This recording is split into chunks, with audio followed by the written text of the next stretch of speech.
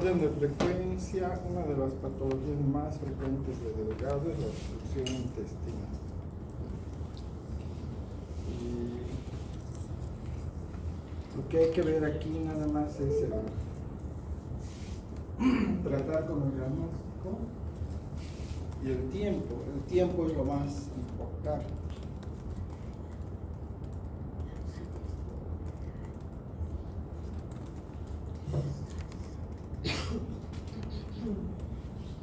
Entonces, por definición, la obstrucción es esto, ¿verdad? La detención en el avance hacia distal del contenido intestinal. ¿Por qué hacia distal? Porque siempre debe ir hacia abajo. Entonces, la primera regla o síntoma del paciente en realidad es que canalice gases y heces. Si hay eso, no hay obstrucción. Ahora, pero si no hay eso, entonces ya estamos hablando de una detención. Ahora, la causa más frecuente es una obstrucción mecánica. Y vamos a ver ya de acuerdo a su clasificación. Mecánica quiere decir por medios físicos, objetivos, ¿no? Que se ven. Entonces tenemos dos grupos grandes, las mecánicas y las paralíticas. Si aquí estamos hablando de cosas físicas que se ven o que van a obstruir realmente, aquí estamos hablando de cosas metabólicas.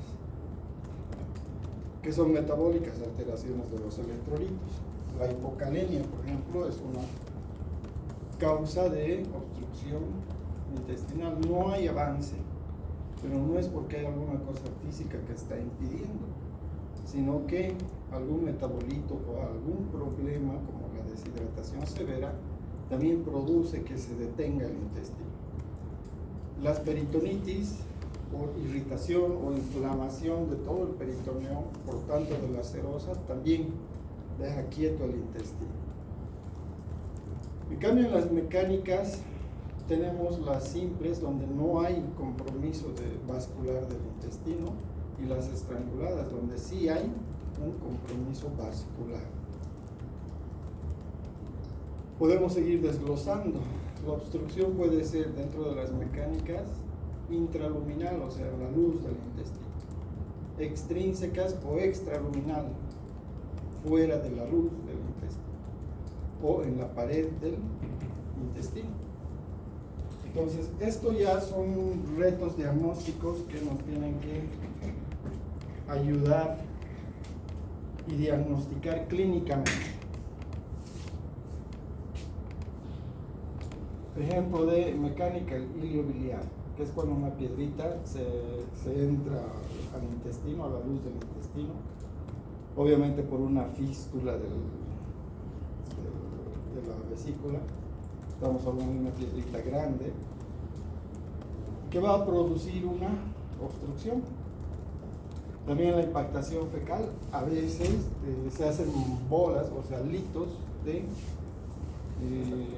heces, y produce una obstrucción.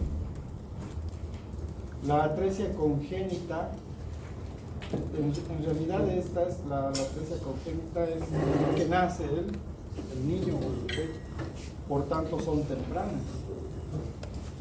Generalmente uno se da cuenta cuando el recién nacido está con vómito y se empieza a distender. Obviamente tenemos que pensar primero en esta antes que estas otras.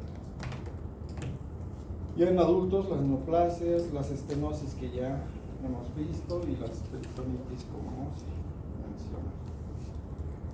Entonces, aquí pueden ver dos causas de obstrucción mecánica, una intraluminal, bueno, las dos son intraluminales. Aquí hay una estrechez, una estenosis. Entonces no avanza el contenido, ¿verdad? Y aquí tenemos ascaris, las ascaridiasis, que forman verdaderos ovillos de gusanos y detienen el tránsito. Esta es una congénita, es un neonato distendido, seguramente con vómitos. Y la primera causa es la estenosis o la atresia del intestino. Cuando ya son más, digamos, la mamá nos dice, tomaba bien leche, se alimentaba prácticamente normal, tenía eliminación de esos gases, ya no es una congénita, ¿verdad? Ya no es una atresia. Otra causa frecuente es esa. La intususcepción. ¿Verdad? La intususcepción es cuando una parte del intestino se entra a la parte distal de su intestino consiguiente. En otras palabras, aquí todavía adentro hay intestino. Una característica clínica de esta patología es las heces como sangre, ¿verdad? Que parece mermelada de grosellas, dice el semiología. Entonces, si ustedes alcanzan a tocar el abdomen del bebé, se nota una masa ahí adentro. Más las heces con sangre y la masa, entonces hay que pensar en una intususcepción. El primer tratamiento para esto es el enema. Se les mete un enema evacuante a presión por el recto y esto va a hacer que se desimpagine. Pero si no resulta, hay que operar. Otras causas frecuentes, las hernias, ¿no? Principalmente las hernias internas. Estas son peligrosas porque pueden producir compromiso vascular. Las bridas son lo mismo, solo que se llama bridas cuando no hay antecedente quirúrgico. Cuando hay antecedente quirúrgico se llama hernia interna o adherencia, pero si no hay antecedente quirúrgico es una hernia interna por bridas. El vólvulo en el colon, que es frecuente, y la intususcepción de las que acabo de nombrar. Entonces, aquí tenemos una obstrucción por una, si tiene antecedente quirúrgico, es una adherencia. Si no tiene, es una brida. La brida se forma por procesos inflamatorios. Por ejemplo, en las enfermedades pélvicas inflamatorias, cuando hay supuración de parte de los anexos femeninos, puede formar tejido fibrinoso en el peritoneo y formar un anillo. Entonces se forma una hernia interna y si se mete por ahí el intestino, se ocluye. Pero si nos dice que ha sido operado o tiene antecedentes de cirugía, lo más probable es que esto sea una irritación mecánica durante la cirugía, ¿verdad? Se forma una adherencia. La fisiopatología, la clínica, todo es exactamente igual. No hay tránsito intestinal, se pierden los gases, las heces, el paciente se distiende. Mientras más distal la obstrucción, más notoria la distensión. Mientras más proximal la obstrucción, menos distensión vamos a encontrar. Y los otros tipos de obstrucciones, lo que ustedes están viendo aquí es un vólvulo de sigmoide, ¿verdad? Aquí es un tólico mega sigma, que en algún momento se va a rotar sobre su propio eje. Entonces hace esto y empieza a distenderse. Obviamente hay distensión, falta de eliminación de esos gases y los vómitos en este caso serían lo último, como hemos visto en el abdomen. Entonces, ¿cuáles son los síntomas más comunes? El dolor abdominal, los vómitos, la falta de eliminación de esos gases y la distensión. Ahora, ¿por qué hemos puesto en este orden? Porque obviamente la falta de avance de las heces va a producir el primer impulso de la motilidad y esto produce dolor espasmódico típico. Como no progresa, entonces el contenido regresa y puede presentar vómitos tempranos. Mientras más proximal la obstrucción, más vómitos más tempranos, más rápido vomita el paciente. Si estamos hablando de que le sobra por abajo, unos 2 metros todavía de intestino, entonces al último va a venir la eliminación de esos gases, porque va a eliminar todavía lo que le queda en el colon.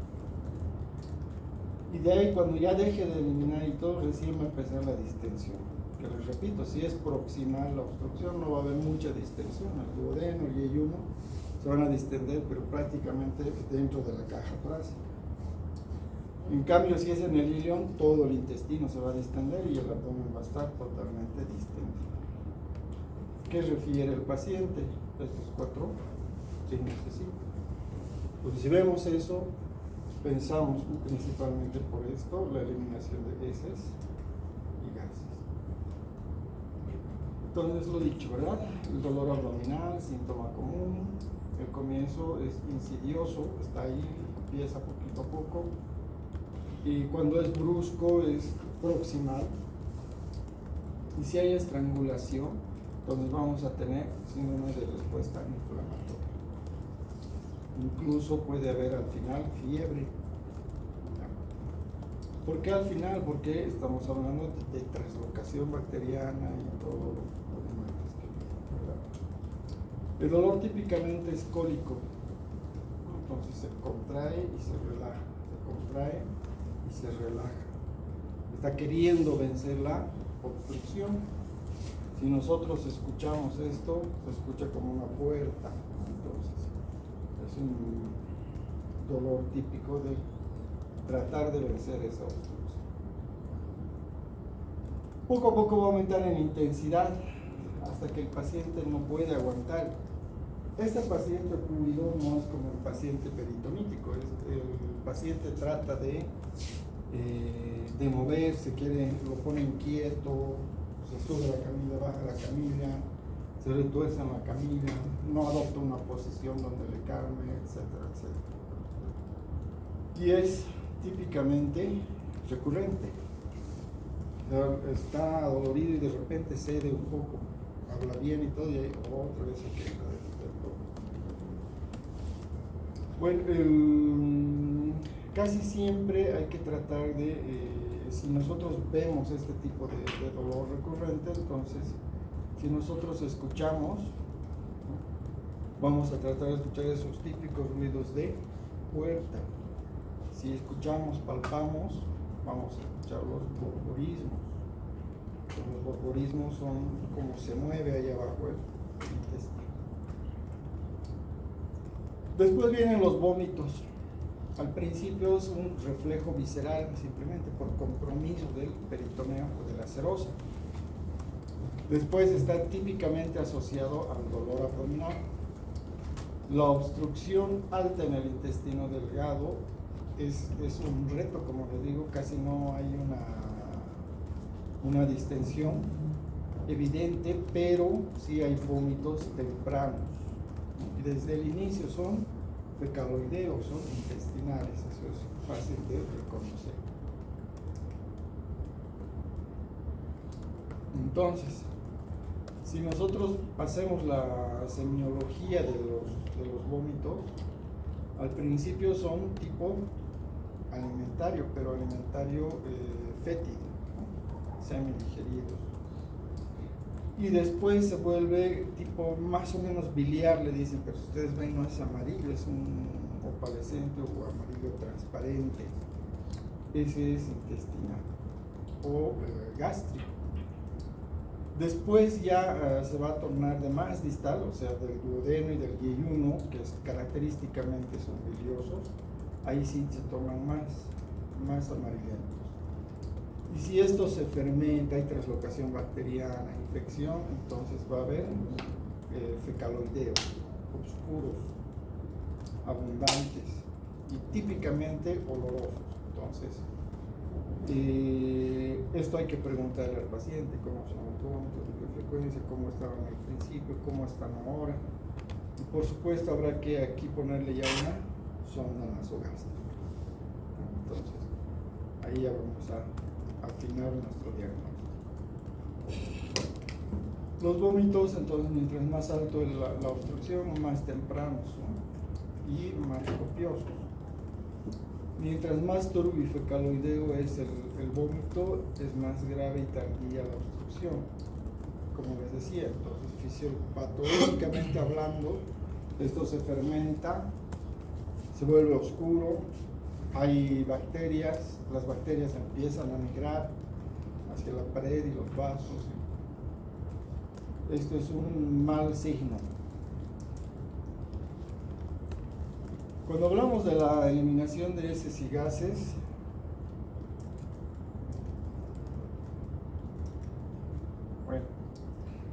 Entonces, lo que les decía, si es proximal, todavía va a eliminar los gases y esos que quedan en el colon. Entonces, puede ser que no venga con esto de inicio. Y la distensión recién va a empezar después. Si el paciente dice no elimino gases y eso es desde hace 3 días, entonces lo más probable es que sea más distal. Entonces, que le está dando tiempo a distenderse también. Pero es un signo clave para pensar en obstrucción intestinal. La distensión abdominal, el grado de distensión depende del sitio de obstrucción, hemos hablado de proximal y distal, del factor tiempo. El colon es más amplio de diámetro, entonces cuando se distiende es más tolerable para el paciente. En cambio, el delgado, ¿no? ¿Verdad? Entonces, ni bien se distiende y empieza con el dolor. Por eso el dolor es un signo temprano. Cuando es proximal, entonces la distensión con gases y secreciones se puede notar en el epigastrio, si es que se nota, no tanto por debajo de la línea media, pero si es distal, sí, la distensión es generalizada y a veces se marca el intestino delgado ahí en la pared del Entonces, este es un cuadrito que más o menos habla de lo que hemos hablado, ¿verdad? Del síntoma, el vómito precoz, tardío, si es baja, la interrupción del tránsito, aquí en la alta es tardía, la baja es precoz, etcétera, etcétera. Entonces, el diagnóstico principalmente va a ser clínico, ¿no? Entonces, preguntarle al paciente, ¿qué nos dice el paciente? ¿Qué nos cuenta? ¿Qué investigo yo del paciente? Y la sospecha diagnóstica es importante, el revisar al paciente es importante. Ahí, durante la clínica, están los signos en la inspección, están los signos en la palpación, están los signos en la auscultación, y en la percusión debería haber timpanismo, ¿verdad? Aunque no haya gran distensión, si ustedes percuten bien, entonces suena como pelota, ¿verdad? Ahí, lleno de aire. Y prácticamente estaría nuestra intuición diagnóstica dada. ¿Qué le voy a pedir? Le podemos pedir rutina, pero ¿qué nos interesa en los laboratorios de rutina? Nos debemos orientar primero a las complicaciones. Entonces, si hay traslocación bacteriana, va a haber leucocitosis. Entonces, los leucos son importantes. Mientras más altos los leucocitos, un mal pronóstico. Si hay sangrado o hay compromiso de la pared, ¿no? Entonces la hemoglobina y el hematocrito en este caso pueden aumentar. ¿Por qué? Porque se hemoconcentra, el paciente está haciendo un tercer espacio y el tercer espacio es deshidratación. Uremia en la química sanguínea, ¿no? Por la translocación bacteriana. Dentro de los electrolitos va a haber seria alteración de los electrolitos. Entonces, el paciente se está deshidratando, está formando un tercer espacio. Puede ponerse acidótico al principio y después compensar. Entonces, mis laboratorios me están hablando más que todo de la severidad del cuadro. ¿Ya? Si está normal, no descarta mi diagnóstico. ¿Ya? Directamente un laboratorio de rutina debe ser enfocado a tratar de encontrar estas complicaciones. Si pueden hacerle una gasometría, a eso está enfocado el laboratorio. Y el dato de alarma es por lo menos los leucocitos.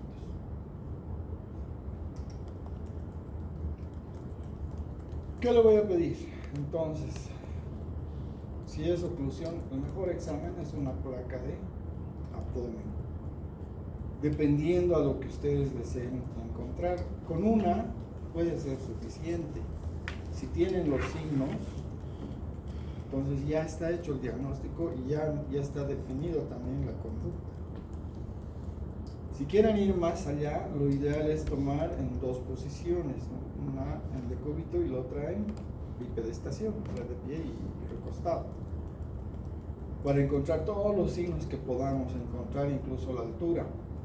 Se dice que si se traza una línea desde la axila hasta la fosa ilíaca contralateral, las oclusiones altas están más evidentes aquí, de la mitad del ilion o yeyuno hacia proximal. Y cuando hay más signos aquí abajo, la oclusión está más allá, ¿no? Hacia el ilion o hacia.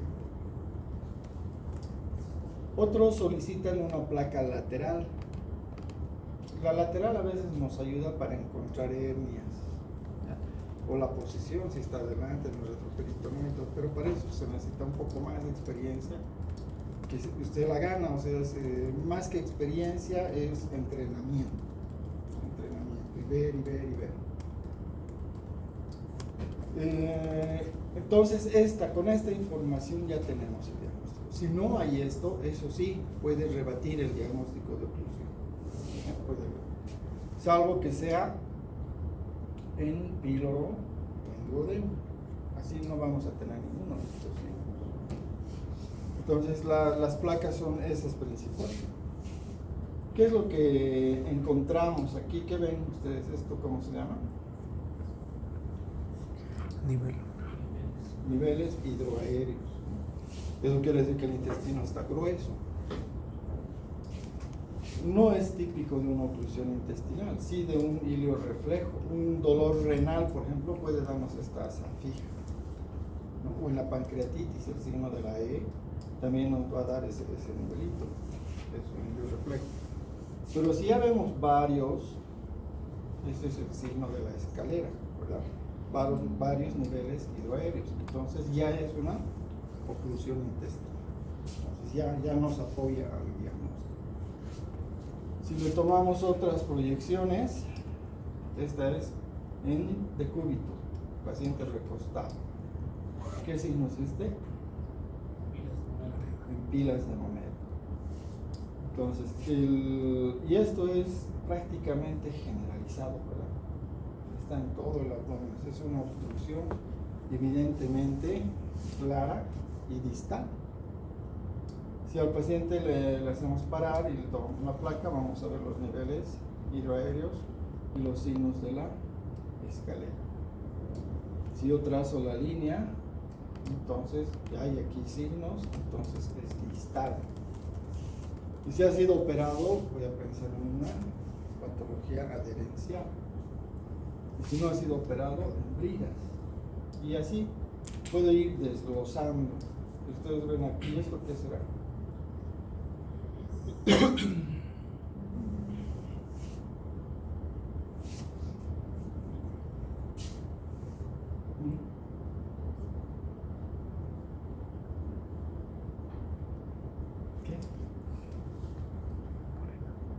¿Qué parece?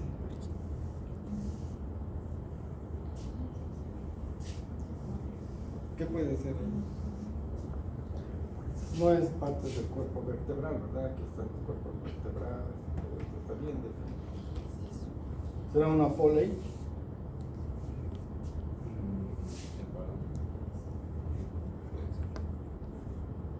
Sí, ¿no? ¿Por qué? Porque generalmente las Foleys no son radiopacas, son radioluces. Difícil que salga, no sé que le hayas puesto contraste. ¿Será una piedrita? Parece un lito, ¿no? Entonces es un lito y eso es un hilio biliar. No sé si está aquí, pero como les mostré antes la piedra que salió. Pero estos son los signos. Ahora si quieren ir más allá, entonces hay que pedir un tórax. ¿Para qué?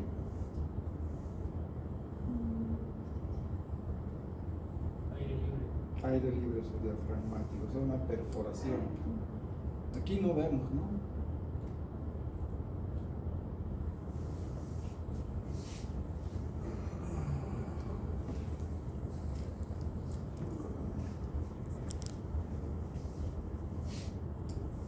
También la semiología y la radiología describe que entre asas se puede encontrar aire libre y se va a ver aire triangular que no está dentro del lumen del intestino. Si no se logra ver en el subdiafragmático. A veces la perforación es mínima, entonces hay perforación entre interasas, principalmente en las de bipedestación. Aquí no hay una de esas, pero si se busca, entonces en ocasiones se encuentra y podemos todavía dar hasta allá el tratamiento. Si está perforado es quirúrgico, no hay otra. Eso describe la literatura. Por otro lado, también con una placa de abdomen simple podemos ver si se debe o hay compromiso vascular. En la pared del intestino a veces se ven burbujitas de aire, eso se llama neumatosis. Es más evidente en la tomografía, pero aquí en la placa también se puede ver. Y eso es signo de sufrimiento vascular, o sea, que hay un infarto ya, y eso hace urgente también la cirugía. Entonces, acuérdense de la neumatosis, acuérdense del aire libre subdiafragmático. Aquí tenemos, ¿qué es esto?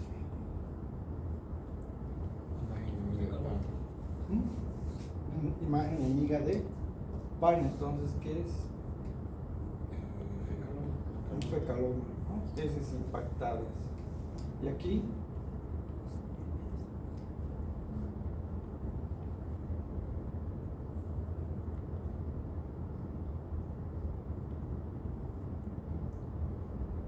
todo lo que vemos tenemos que anotar. ¿Qué se ve? Un volúculo. Esto es la imagen en un grano de café, ¿verdad? Esto es colon, no es delgado. Entonces la oclusión intestinal es baja, mecánica, por heces impactadas. Lo más probable en nuestro medio que sea un dolicomegacioma chagásico. En otros lugares hay que buscar tumor, cáncer.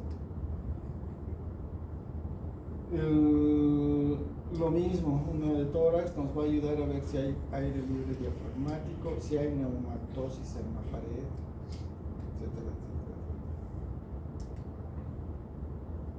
En la tomografía vamos a ver lo mismo, pero ahí no vamos a hablar de pilas de monedas, ni vamos a hablar de niveles. ¿Por qué? Porque la tomografía es de más alta resolución y nos muestra los pliegues de que lo que no tiene que mostrarnos los rayos X. Pero en la tomografía tenemos que ver.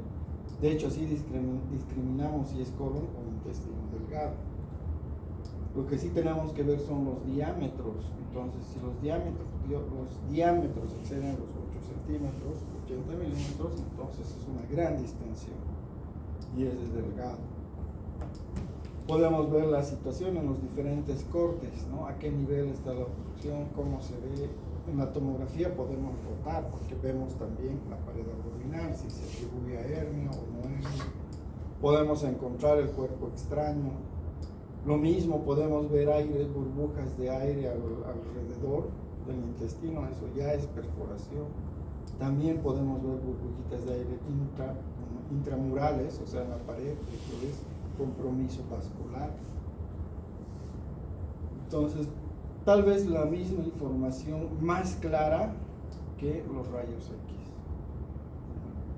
Se puede en la tomografía, se puede solicitar.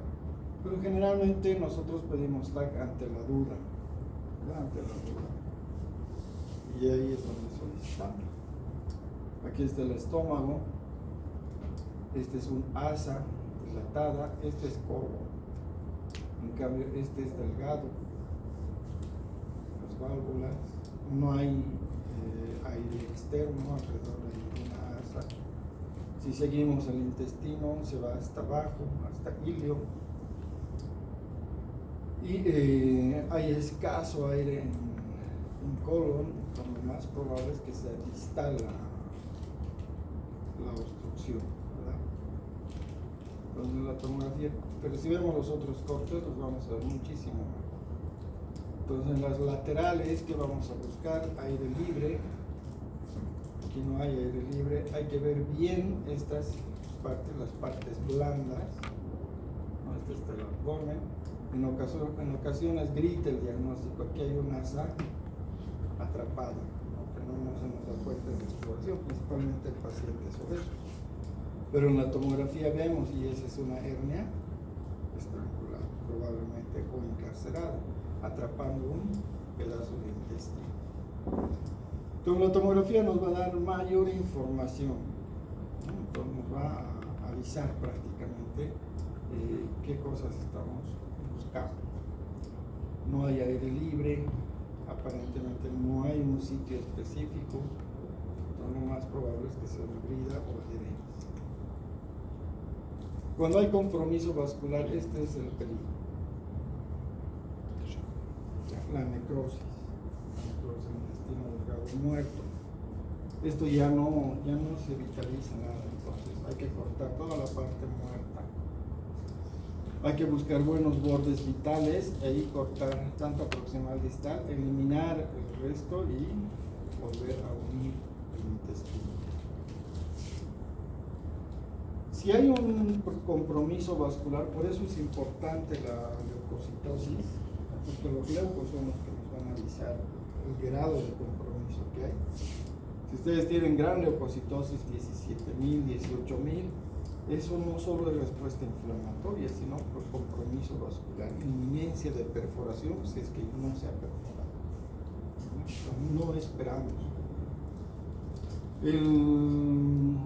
El compromiso del paciente es mayor.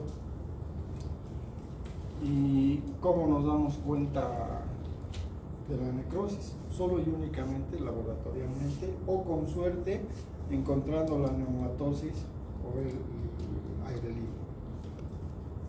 Pero si no, es difícil darse cuenta. Ahora, en la hernia estrangulada, si nosotros podemos ver la hernia, el intestino se muere igual, pero el tiempo de evolución para nosotros es importante, ¿verdad? Pero este es el problema.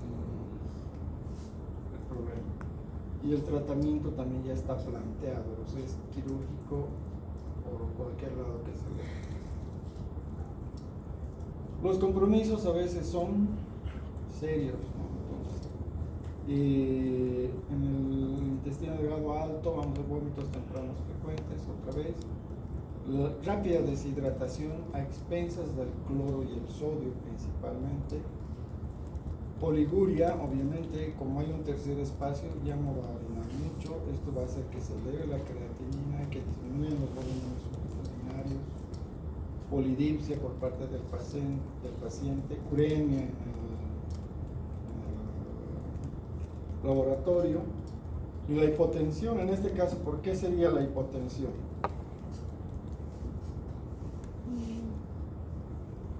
¿Por qué se hipotensa este paciente?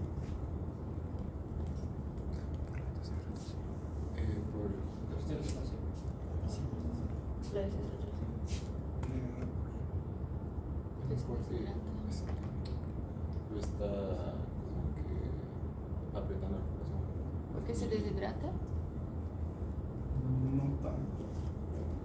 En la oclusión intestinal sí hay gran deshidratación, pero es más de tipo osmolar, ¿no? Electrolítico, no tanto por el agua. ¿Por qué sería la hipotensión? No tanto por el volumen, forma un tercer espacio.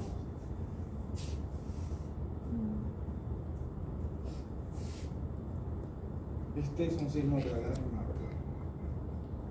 Y estamos en shock. ¿Cuál es la causa del shock de este paciente? De una oclusión intestinal.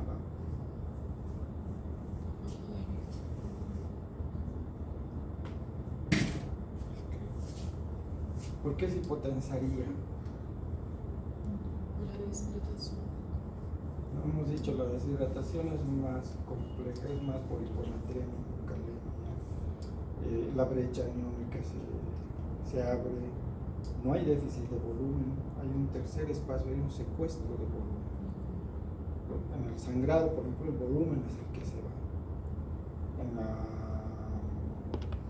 En la deshidratación con diarrea es el volumen que se va. Pero este no está con diarrea, no está sangrando.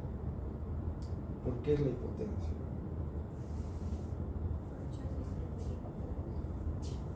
Es un shock distributivo. ¿Por qué?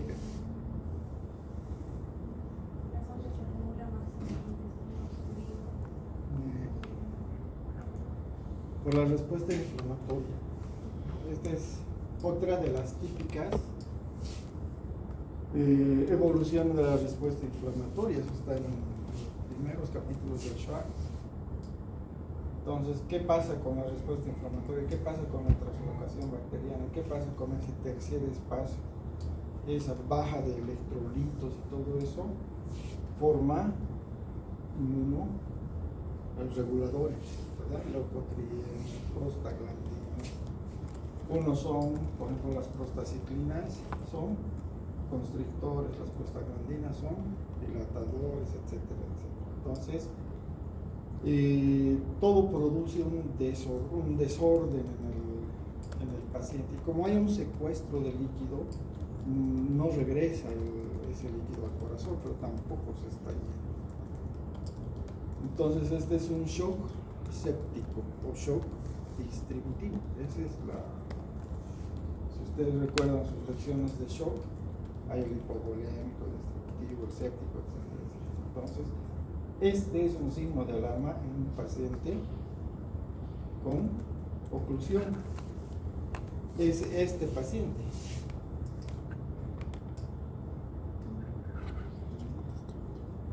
El problema quirúrgicamente se saca el intestino muerto y se acabó.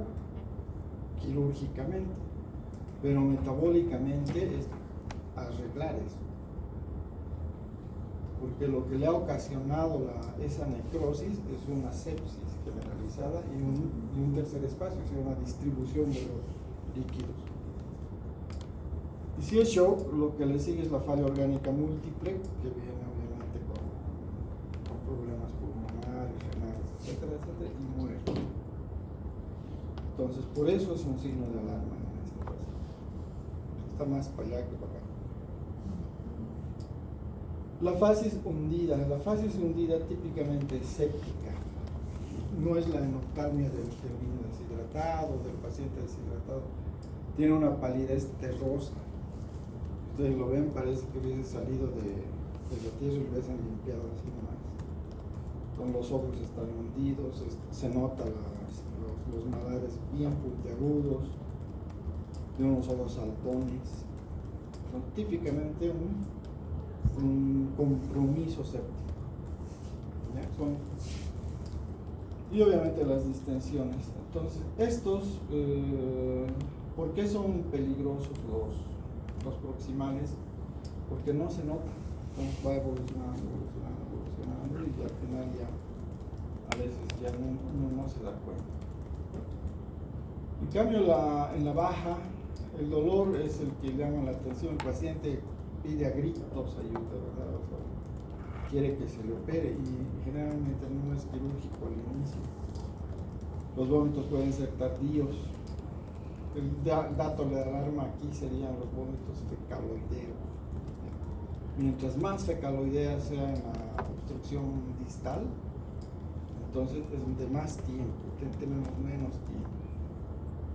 Si hay distensión, ¿no? Hay más tiempo en el diagnóstico y por tanto en las complicaciones. Entonces sí es importante hacer el diagnóstico temprano. Aquí estamos en una hernia, como les decía, típica hernia, un defecto de pared, un saco y su contenido. Si nosotros palpamos esto y hay falta de eliminación de heces y gases, nos damos cuenta que es una estrangulada, la conducta es quirúrgica. No hay otra, es quirúrgica y cuanto antes. También puede ser una evisceración. puede ser una evisceración. Principalmente esto es en cirugía ginecológica o de pelvis o periné. Entonces, no hay estrangulación aquí, pero la respuesta al aire del intestino es con hilo, se queda quieto. Se comporta típicamente como una obstrucción metabólica. En el grueso hay mucho más tiempo, como es más distal, hay más tiempo de actuar, de esperar, incluso de resolverlo. El vómito es escaso o ausente, el vómito se presenta a lo último, y por supuesto que estos sí van a ser bien fecalorideos, muy fecalorideos. Rara vez hay shock, a no ser que sea el megacolon tóxico, que es frecuente en los tumores, digamos, en el cáncer. Casi no hay deshidratación y la distensión abdominal es considerable y puede palparse o nada más. Entonces, esta es una obstrucción mecánica distal. Aquí el reto es de qué estamos hablando, llegar al diagnóstico. Ya hemos dicho dos grandes grupos en nuestro medio, o el Chagas o es un tumor. En otros países es un tumor de lejos, casi no hay Chagas. Entonces la conducta es rápida y ahí sí puede haber un megacolon tóxico, y ahí sí va a haber shock. Por supuesto que si esto se deja evolucionar, generalmente el paciente viene de 2-3 días de evolución y en el hospital puede estar igual, unos 2 o 3 días más, en el caso del fecaloma, por ejemplo. Claro que si se deja evolucionar vamos a tener la misma complicación que en el intestino delgado. Entonces más o menos esto es el algoritmo de tratamiento. En este caso tenemos uno por bridas. Los signos que nosotros tenemos que buscar es si hay o no hay compromiso intestinal, ¿no? Para esto, ¿qué nos va a ayudar? El laboratorio. Como les digo, el laboratorio es el parámetro para nosotros de gravedad en este caso. Son los de rutina, pero bien enfocados a ver si está grave o no está grave. Si consideramos, por ejemplo, si hay leucocitosis de 18.000, hay uremia, está con creatinina de 2, está taquicárdico, con tendencia a la hipotensión, entonces la conducta va a ser quirúrgica. Si el paciente no tenía nada de esto al inicio está tranquilo, o sea, sin problemas, podemos darle chance, ¿verdad? ¿Qué es lo primero que vamos a hacer? Ayuno, NPO. Segundo, infusiones venosas. Tercero, sonda nasogástrica. La sonda nasogástrica es importante en los ocluidos. ¿Por qué? Nos va a ayudar a sacar el aire que se está reteniendo. Y puede ser que si es una obstrucción mecánica, se desenrede allá abajo y se pase el problema. Y se va a ir a su casa sin ser operado. Hidratadito. En el segundo al tercer día se le va a hacer la prueba con la dieta, por supuesto. Entra al baño y pasó el problema. Entonces, eso es lo importante. Si no tiene todos los síntomas, pero queda en permanente observación. Lo ideal es hacerle, se llama una curva leucocitaria, es decir, pedirle al laboratorio hoy, pedirle al laboratorio mañana, para ver si los leucos no están subiendo. En el momento que tengamos leucocitosis, ya es indicación de cirugía. Pero si laboratorialmente va a evolucionar bien, entonces puede egresar e irse a su casa. Pero si está evolucionando mal, este paciente puede pasar a quirófano. Esto varía en escuelas, ¿no? En este caso la escuela americana da hasta entre 24 a 72 horas. En el hospital nosotros estamos hasta 48 horas. Entonces, dependiendo de su escuela, de su protocolo, etcétera, etcétera, se hace la vigilancia de este paciente. Si tiende a la mejoría, pues ahí va a ir. Pero si tiende a que no, a ponerse escéptico, entonces hay que entrar aquí rápido, temprano. Y dependiendo de su evolución, ¿no? ¿Qué vamos a hacer en quirófano? A resolver el problema. Tiene que resolverse el problema.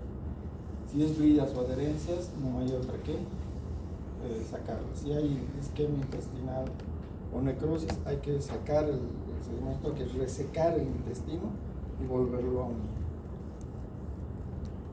En cambio, en el hilo paralítico, la obstrucción intestinal puede resultar no mecánica, ¿verdad? Y la pérdida progresiva del contenido fecaloideo en este caso. El intestino está quieto, no avanza las heces, no hay gases, no hay heces, pero no hay una obstrucción típica. ¿En quiénes es frecuente? En el posoperatorio. Mientras más grande la cirugía, el paciente no va a tener contenido o no va a decir estoy eliminando gases, estoy eliminando heces. Es más, no se le pregunta al paciente. ¿No? Ahora ya no, ahora somos permisivos. Yo tengo un amigo que lo botaron del salón por preguntarle al paciente si estaba eliminando gasecitos. El doctor lo sacó. Pero eso era una cirugía abierta, ¿verdad? Hoy en día esperamos más bien que el paciente recupere rápidamente el tránsito normal. En el caso de la laparoscopía nos preocupamos si el segundo o tercer día no hay heces o gases, porque eso debería salir rápido, porque no hay mucha manipulación. A eso se llama ilio reflejo o ilio posoperatorio. Las peritonitis también vienen con eso, o sea, no hay heces, no hay gases, hay distensión, pero no es una oclusión mecánica, es más bien un proceso inflamatorio. Hay peritonitis primaria y hay peritonitis secundaria hasta una terciaria y una hepática. Lo que nos interesa es la secundaria, o sea, a un foco infeccioso. Hay que tratar de descubrir por qué es ese ilio reflejo. Los otros, el síndrome retroperitoneal, medular, estos metabólicos son misceláneos, o sea, son más raros. A lo mejor el medular, en el trauma de columna, el paciente tiende a no realizar los movimientos fecales propios, tendencia al estreñimiento, y fácilmente pueden ocluir. Pero no es de interés quirúrgico, ¿no? Es manejo clínico, hidratación, prokinéticos, etc. En otras palabras, el hilo paralítico no se opera,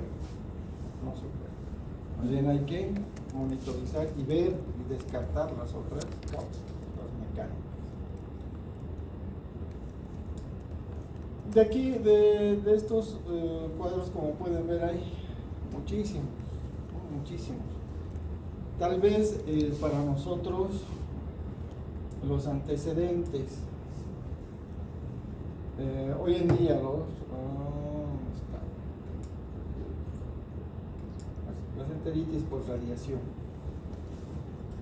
de relativa frecuencia vienen ocurridos, pero si les preguntamos bien, recién están saliendo de una sesión de radioterapia, pues presenta típicos casos oclusivos, donde no hay tratamiento quirúrgico como tal.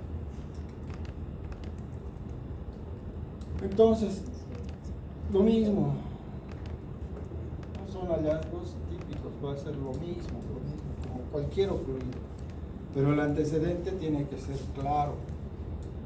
Entonces, si viene con diarrea o nada, ha estado con 7, 8 deposiciones el día anterior, presentó en el servicio otra deposición, lo más probable es que sea metabólico. Si le hacemos el laboratorio y está todo bien excepto el potasio, está con una hipocalemia, entonces lo más probable es que sea metabólico, ¿no? Entonces, dependiendo de todo lo que vayamos a encontrar. ¿Qué se le va a hacer? Lo mismo. Minimizar la manipulación del intestino es importante, por eso nace la cirugía mínima invasiva. En primera instancia las mini laparotomías, incisiones pequeñas, porque antes eran las incisiones grandes. Después de esto nace la laparoscopía, hoy en día está el single port, se pone un solo puerto, y así podemos, la robótica, que es mucho más finita, etcétera, etcétera, ¿no? ¿Qué se le va a hacer? Primero NPO y pensarle en alimentar rápidamente, porque el problema es metabólico. Si lo dejamos en NPO, perpetuamos. Anestesia epidural si está indicada. Una causa frecuente de los cilios también es la anestesia, principalmente la raquídea. Poco líquido, porque hemos dicho que la deshidratación no es de volumen, sino es de electrolitos. Eso es lo que hay que tener en cuenta. Corregirlas y tratar antagonistas de los opioides. Los opioides sí dan también reflejo, muy bien metabólico. ¿Qué más? Preguntas.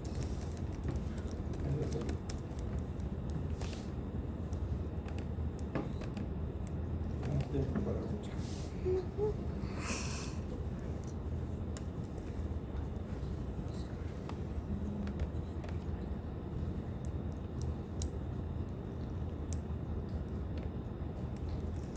¿No hay preguntas?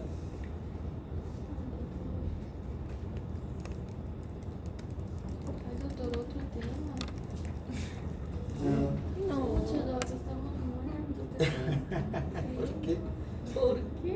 Tiempo, tenemos mucho tiempo. Doc, las notas ya han pasado. ¿Todavía no? No las hemos revisado.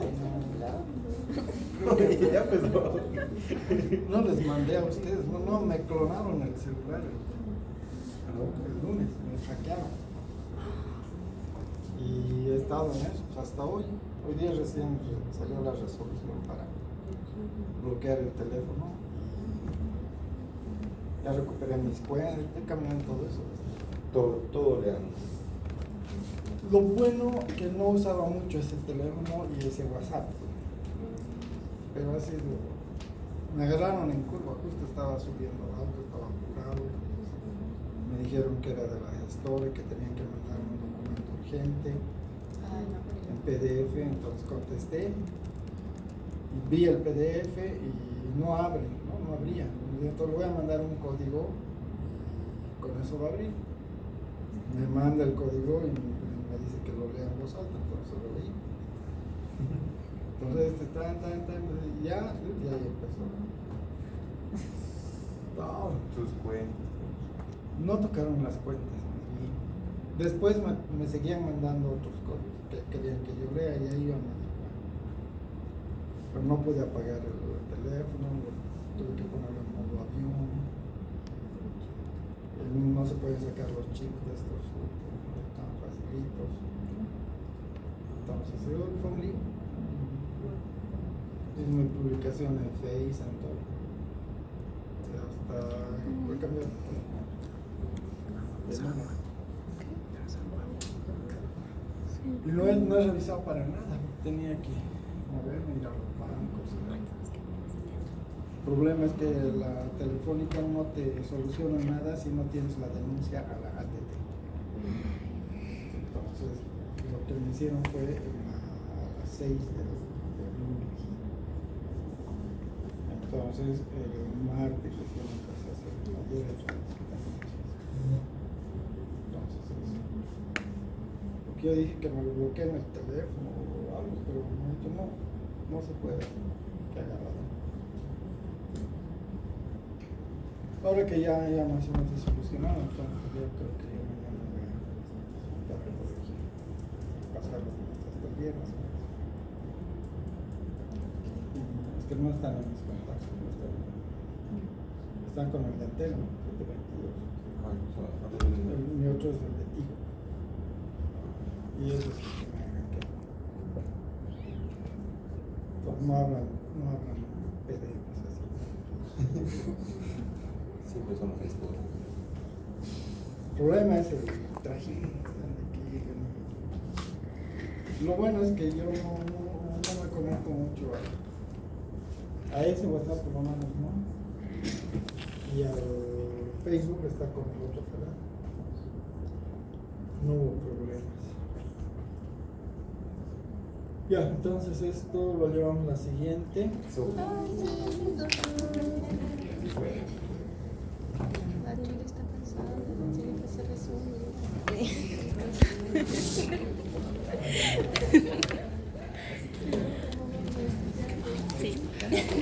Sí.